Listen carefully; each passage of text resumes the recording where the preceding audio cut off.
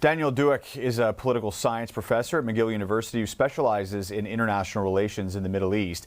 He says the U.S. stated goal of regime change is a difficult objective to achieve. It's one thing to kill the leadership of the regime, which again has certainly weakened it, but it's another thing entirely to bring about the regime's collapse and bring something else about in its stead.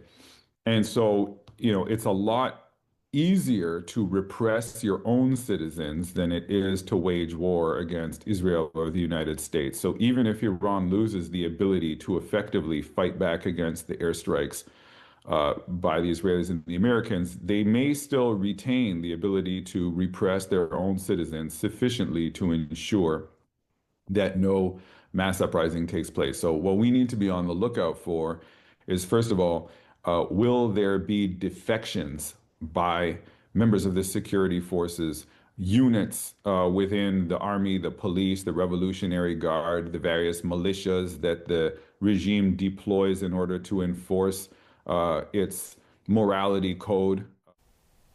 And Douek also says the war's impact goes far beyond the Middle East. The drones that Russia fires at Ukraine, for example, in its war there, that it has used to destroy Ukrainian civilian infrastructure, many of those drones are manufactured in Iran or manufactured with Iranian technology.